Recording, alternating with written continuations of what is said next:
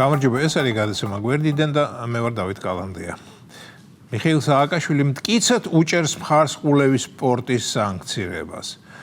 ის გამახსენდა იოსიფ ბროდსკიმ რომ იკითხა ევგენი ევტუშენკო კოლმეურნეობების წინააღმდეგ გამოდის? ხო, უპასუხეს, მაშინ მე კოლმეურნეობებს მხარს დავუჭერო. შეიძლება მართებული არ იყოს ახლა ბროდსკის და ევტუშენკოზე ლაპარაკი, მით უმეტეს რომ სიდიადით ევტუშენკო ბროდსკის სრულიებით არ ჩამოუვარდება და მომენტ მასზე უფრო დიდი პოეტია ჩემი მოგრძალებული აზრით. რადგან ნობელი ბროდსკის მისცეს, ითვლება რომ ბროდსკი მიუწვდომლად დიდი იყო, თანაც ემიგრანტი, სამშობლოდან გაძევებული, ტანჯული და ასე შემდეგ და ევტუშენკო კი საბჭოეთის პროდუქტია, ამიტომაც ის ყოველთვის იქნებოდა მტყუანი. მგონი ჩემი ლაპარაკი არასწორი მიმართულებით წავიდა. ანუ მიმართულება კი სრულიად სწორია, მაგრამ ჩემი გადაცემის ფორმაც გასცდა. და უბრუნდები სააკაშვილის მგზნებარე სიტყვებს, რომ ის ყულევის სპორტის სანქცირებას მტკიცედ უჭერს მხარს. მეგობრებო, სააკაშვილის და მისნაირების ნებისმიერი აზრი ჩემთვის ლაკმუსის გაღალდივითაა. ანუ ისინი თუ რამეს მოიწონებენ, ვიცი რომ მე სრულიად საწინააღმდეგო უნდა მომეწონოს. ამიტომაც გავიხსენე ბროდსკი და კოლმეურნეობები. არც ვიცოდი რა იყო ყულევის სპორტი, მაგრამ როგორც კი სააკაშვილის ხმა გავიგე, მივხვდი რომ ესე იგი რაღაც კარგი და სასარგებლოა ჩემი ლამაზი სამშობლოსთვის მეთქი.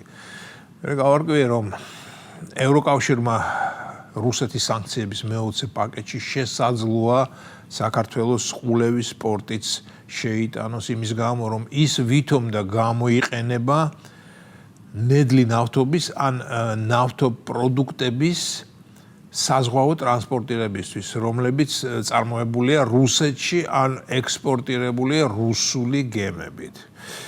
დავინტერესდი ევროპული ქვეყნები როგორ ასრულებენ სანქციებს მეთქი და თურმე ასრულებენ, მაგრამ ნაწილობრივ, ანუ თავის სასარგებლოდ.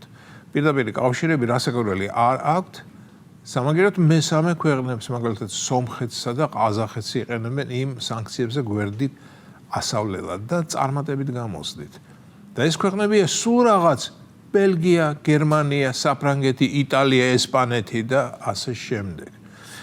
მე არ ვიცი ჩვენი ყულევის სპორტი რა მასალის ტრანსპორტირებას ახდენს, მაგრამ როგორც ირაკლი კობახიძემ განაცხადა, 1000 კომისია იყო საქართველოში ჩამოსული და ვერც ერთმა ვერ აღმოაჩინა, რომ საქართველოს რაიმე სანქციებს არღვევს. იმ სანქციებს გულისხმობ, რომელსაც საქართველოს თვითონ შეუერთდა.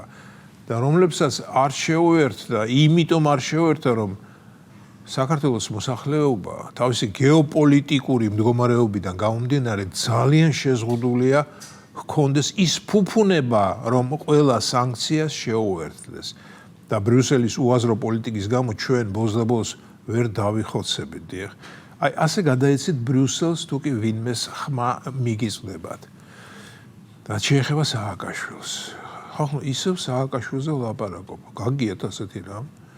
ეს რა გაუთავებელი სააკაშვილია გვჭირს. არა და არ დამთავრდა სააკაშვილი. ხო და პირველ რიგში მაინტერესებს, როგორ ახერხებს სააკაშვილი ციხის კამერიდან მოწოდებების გაჟღერებას. დავიჯერო, მას წოდომა აქვს ინტერნეტთან? განა ტუსახს აქვს წოდომა ინტერნეტთან, თანაც განსაკუთრებული საშიშროების ტუსახს. მაგრამ რაღაცასთან რომ აქვს წოდომა ფაქტია, იმიტომ რომ გონი ყოველდღე მისი ხმა მღაღადებლისა ისმის მიწიერ და ზეციურ სივრცეში.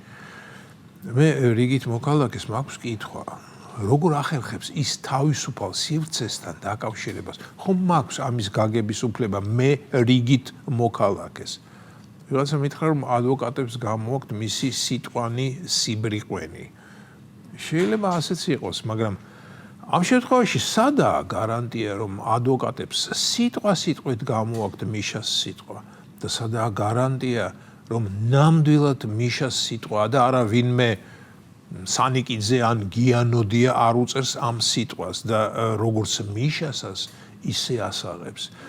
თუმცა ახლა მგონი უკვე დაუკრეფავში გადავედი. რა მნიშვნელობა აქვს ის სიტყვა? მთავარია სექტას ჯეროდეს, რომ მიშასია და თუ გინდა მარიზის დაწერილი იყოს.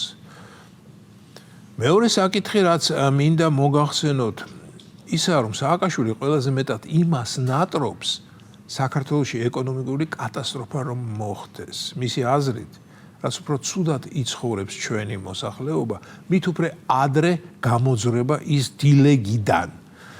არსებული ხელისუფლება მას არ გამოაზრებს, რასაკვირველია, მაგრამ მას იმედი აქვს, რომ შიერი და მწყურვალე მოსახლეობა აივაზოვსკის მეცხრე ტალღასავით გადაულის ხელისუფლებას და მერე სააკაშვილს აუშვებს, რათა მან დაამყაროს საკუთარი წესრიგი, ცეცხლისა და מחვილის წესრიგი, ტყვიისა და სახრჩობელას წესრიგი.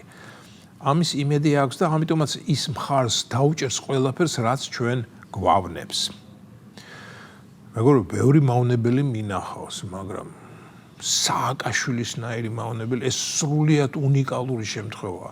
ტიპმა საქართველოს რომ ზიანი მიაყენა, ასეთი ზიანი საქართველოს ისტორიის დასაბამიდან არ მგონია რომელიმე დამპყრობელს მიეყენებინოს. დამპყრობელი ჩვენს მიწებს იპყრობდა. ამ ტიპმა კი ადამიანების სულები დაიპყრო.